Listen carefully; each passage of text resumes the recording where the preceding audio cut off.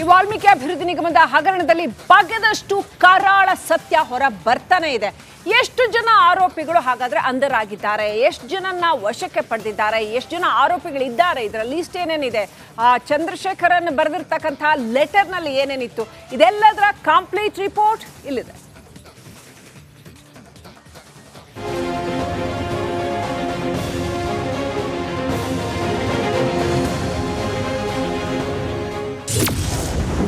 ವಾಲ್ಮೀಕಿ ಅವ್ಯವಹಾರದಲ್ಲಿ ಹಲವರ ಹೆಸರು ಬಹಿರಂಗ. ಪ್ರಕರಣದಲ್ಲಿ ಭಾಗಿಯಾದವರ ಕಂಪ್ಲೀಟ್ ಡೀಟೇಲ್ಸ್.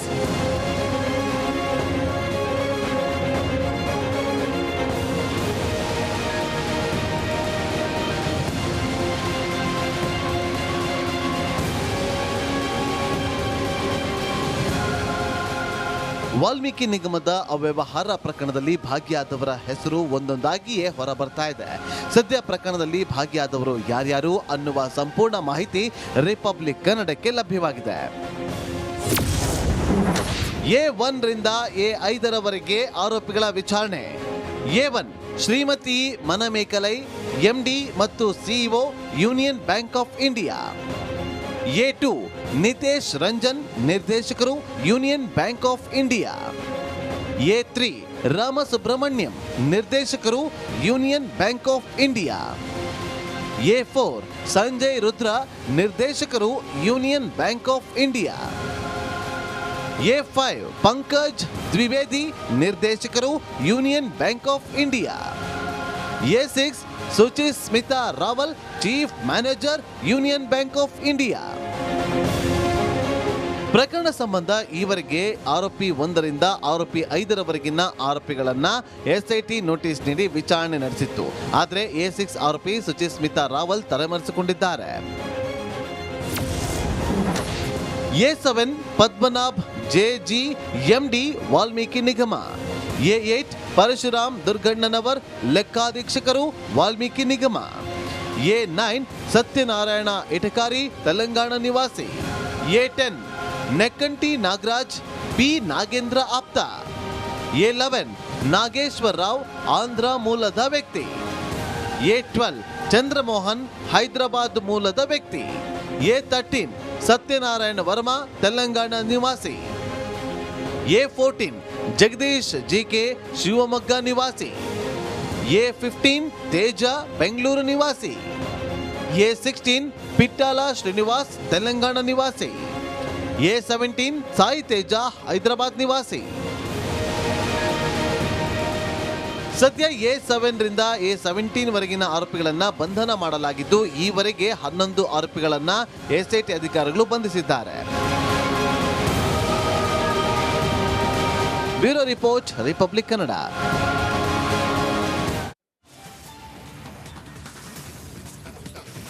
ಕಳೆದ 3 ದಿನಗಳಿಂದಾನು ಅಂದ್ರೆ ಸತತ 46 ಗಂಟೆಗಳಿಗೂ ಹೆಚ್ಚು ಕಾಲ ಇಡಿ ನಾಗೇಂದ್ರ ಹಾಗೂ ದದ್ದಲ್ ಮನೆಯಲ್ಲಿ ಸಾಕಷ್ಟು ಶೋಧವನ್ನ ನಡೆಸ್ತಾ ಇದೆ. ಇಂಟೆನ್ಸ್ ಆದಂತ ತನಿಖೆಯನ್ನ ನಡೆಸ್ತಾ ಇದೆ.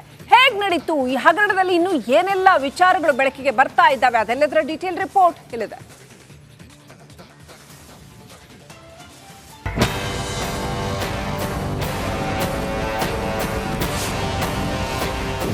ರಿಪಬ್ಲಿಕ್ ಕನ್ನಡದಲ್ಲಿ ಹಗರಣದ ಅನಾವರಣ. ಯಾರ ಬಳಿ ಇಲ್ಲದ ಮಾಹಿತಿ ನಮ್ಮಲ್ಲಿ ಮಾತ್ರ. ಭ್ರಷ್ಟಾಚಾರ, ಬ್ರಹ್ಮಾಂಡ ಭ್ರಷ್ಟಾಚಾರ. ರಾಜ್ಯದಲ್ಲಿ ವಾಲ್ಮೀಕಿ ನಿಗಮದ ಬ್ರಹ್ಮಾಂಡ ಭ್ರಷ್ಟಾಚಾರ ಹಲ್ಚಲ್ ಅನ್ನು ಎಬ್ಬಿಸಿದೆ. ಇಡಿ ಅಧಿಕಾರಿಗಳು 187 ಕೋಟಿ ಅವ್ಯವಹಾರದ ಬೆನ್ನು ಬಿದ್ದಿದ್ದಾರೆ. ಎಲ್ಲರ ತಲೆಯಲ್ಲೂ ಈ ಹಗರಣ ಹೇಗಾಯ್ತು ಅನ್ನೋ ಪ್ರಶ್ನೆ ಕಾಡ್ತಾ ಇದೆ. ವಾಲ್ಮೀಕಿ ನಿಗಮದಲ್ಲಿ ನಡೆದ ಅಕ್ರಮವನ್ನ ಎಳೆ ಎಳೆಯಾಗಿ ನಿಮ್ಮ ಮುಂದೆ ತೆರೆದಿಡ್ತಿದ್ದೀವಿ ನೋಡಿ.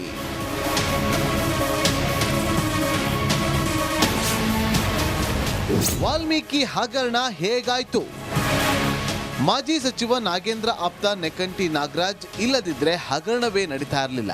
ವಾಲ್ಮೀಕಿ ನಿಗಮ ಬೇರೆಯವರ ಭೂಮಿ ಖರೀದಿಸಿ ಈ ಭೂಮಿಯನ್ನ ST ಸಮುದಾಯಕ್ಕೆ ನೀಡೋದನ್ನ ನೆಕ್ಕಂಟಿ ನಾಗರಾಜ್ ಬಂಡವಾಳ ಮಾಡಿಕೊಂಡಿದ್ದ. ರಾಯಚೂರಲ್ಲಿ 3 ಲಕ್ಷಕ್ಕೆ 1 ಎಕರೆ ಜಾಗ ಖರೀದಿ ಮಾಡಿ ಅದೇ ಜಾಗವನ್ನು 15 ಲಕ್ಷಕ್ಕೆ ನಿಗಮಕ್ಕೆ ಮಾರಾಟ ಮಾಡ್ತಾ ಇದ್ದ. ಬಿಜೆಪಿ ಸರ್ಕಾರವಿದ್ದಾಗ ಇವನು ಜಾಗ ಮಾರಿದ್ದ. ಆದ್ರೆ ಕಾರಣಾಂತರದಿಂದ ಹಣ ಬಾರದ ಕಾರಣ ಕಾಂಗ್ರೆಸ್ ಸರ್ಕಾರ ಅಧಿಕಾರಕ್ಕೆ ಬರ್ತಾ ಇದ್ದಂತೆ ನಾಗೇಂದ್ರ ಹಿಂದೆ ಬಿದ್ದಿದ್ದ.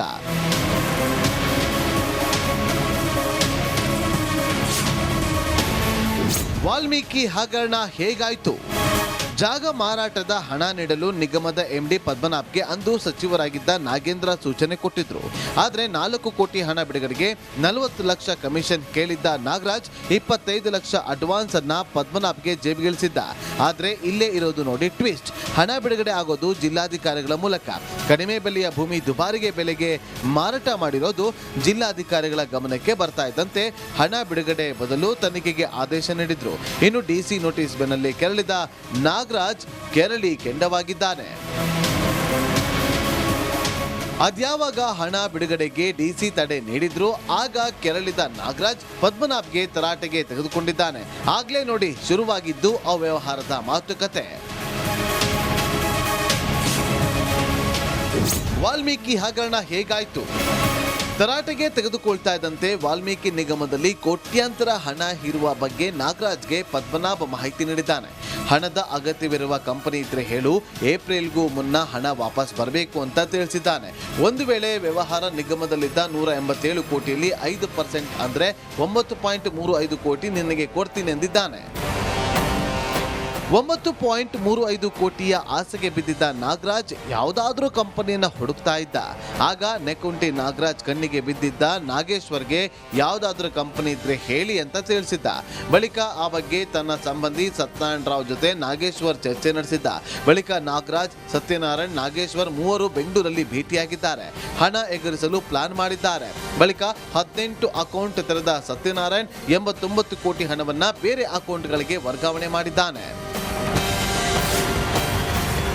ಹಣವನ್ನ ವರ್ಗಾಯಿಸಿಕೊಂಡ ಬಳಿಕ ಪದ್ಮನಾಭ್ಗೆ ಸತ್ಯನಾರಾಯಣ 8 ಕೋಟಿ ಕೊಟ್ಟಿದ್ದಾನೆ. ತನ್ಗ್ಯಾಕಿಷ್ಟು ಕಮಿಷನ್ ಅಂತ ಪದ್ಮನಾಭ್ಗೆ ಡೌಟ್ ಬಂದಿದೆ.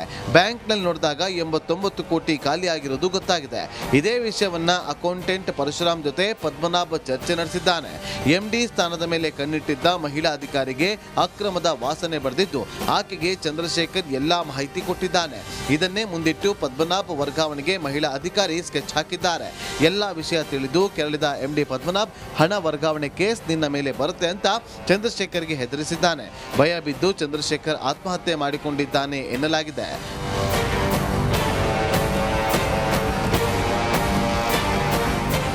Bureau report, republic Kannada.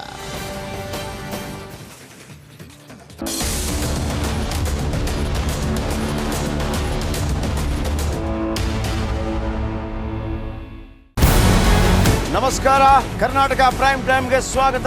ನಾನು ಜಯಪ್ರಕಾಶ್ ಶೆಟ್ಟಿ. ಇಡೀ ಕರ್ನಾಡು ಇವತ್ತು ರೆಬೆಲ್ ಆಗಿ ನಿಂತಿದೆ. ಈ ಹಗರಣಗಳನ್ನು ಸದನದಲ್ಲಿ ಪ್ರಸ್ತಾಪ ಮಾಡಲು ಕೂಡ ಕಾಂಗ್ರೆಸ್ ಹಿಂದೇಟು ಹಾಕಿದ್ದೇಕೆ? ನಿಮ್ಗೆ ಸಂಬಳ ಅದಕ್ಕೆ, ನಿಮಗೆ ವಾಹನ ಅದಕ್ಕೆ, ನಿಮಗೆ ವೆಪನ್ ಅದಕ್ಕೆ, ನೀವು ಅದನ್ನು ಸೆರೆ ಹಿಡಿಬೇಕಾಗಿತ್ತು. ನೀವು ವಿದ್ಯುತ್ ಬರ ಇದೆ ಅಂತ ಹೇಳ್ತಾ ಇದ್ದೀರಿ, ಎಲ್ಲಿ ಬರ ಇದೆ ನೀವು ಹೇಳಬೇಕು. ಪಾಕಿಸ್ತಾನ್ ಆಕ್ಯುಪೈಡ್ ಕಾಶ್ಮೀರ್ ಅದು ಎಂದೆಂದಿಗೂ ನಮ್ಮದು. 40 ಮೆಷಿನ್ಗಳು ತಂದಿತ್ತು ನೋಟ್ ಎಣಿಸುವುದಕ್ಕೆ, ಅದೇ ಹಾಳಾಗಿತ್ತು. ಮಥುರಾದ ಗಲಾಟೆ ಇದೆಯಲ್ಲ, ಅದು ಸ್ಥಳೀಯವಾಗಿ ಕೂತು ಪರಿಹರಿಸಬಹುದಾದಂಥ ಕಾನೂನಿದೆ. ಗ್ಯಾರಂಟಿ ಯೋಜನೆಯಿಂದ ನಷ್ಟ ಆಗಿದೆ, ಲಾಭ ಆಗಿದೆ, ದಯವಿಟ್ಟು ಹೇಳಿ. Dawood Ibrahim most wanted criminal ಯಾವಾಗಾದ ಅಂದರೆ ಇಲ್ಲಿ ತನಕ ಭಾರತ ದೇಶದಲ್ಲಿ ಓರ್ವ ದಲಿತ ಪ್ರಧಾನಿಯಾದಂಥ ಇತಿಹಾಸವೇ ಇಲ್ಲ. ರಿಪಬ್ಲಿಕ್ ವರ್ಲ್ಡ್ ಆಪ್ ಇದು ಕೇವಲ ಅಪ್ಲಿಕೇಶನ್ ಅಲ್ಲ, ಸಮಗ್ರ ಸುದ್ದಿಗಳ ಸಂಪರ್ಕ ಮಾರ್ಗಕ್ಕೆ ಕ್ರಾಂತಿಕಾರಿ ಬದಲಾವಣೆ. ರಿಪಬ್ಲಿಕ್ ವರ್ಲ್ಡ್ ಆಪ್ ಕೇವಲ ಸುದ್ದಿ ಅಪ್ಲಿಕೇಶನ್ ಅನ್ನ ಪರಿಚಯ ಮಾಡ್ತಾ ಇಲ್ಲ, ಬದಲಾಗಿ ಡಿಜಿಟಲ್ ಸುದ್ದಿ ಬಳಕೆಯ ಹೊಸ ಯುಗಕ್ಕೆ ನಾಂದಿ ಹಾಡ್ತಾ ಇದೆ. ಇದೊಂದು ಬ್ರೇಕಿಂಗ್ ನ್ಯೂಸ್, ಪ್ರಭಾವಶಾಲಿ ಕಾರ್ಯಕ್ರಮಗಳಿಗೆ ಗಟ್ಟಿಯಾದ ವೇದಿಕೆ. ರಿಪಬ್ಲಿಕ್ ವರ್ಲ್ಡ್ ಅಪ್ಲಿಕೇಶನ್ ಈಗ ಲೈವ್ ಆಗಿದೆ. ಗೂಗಲ್ ಪ್ಲೇ ಸ್ಟೋರ್ ಮತ್ತು ಆಪಲ್ ಆಪ್ ಸ್ಟೋರ್ ಎರಡರಲ್ಲೂ ಲಭ್ಯವಿದೆ. ಈಗಲೇ ಡೌನ್ಲೋಡ್ ಮಾಡಿ.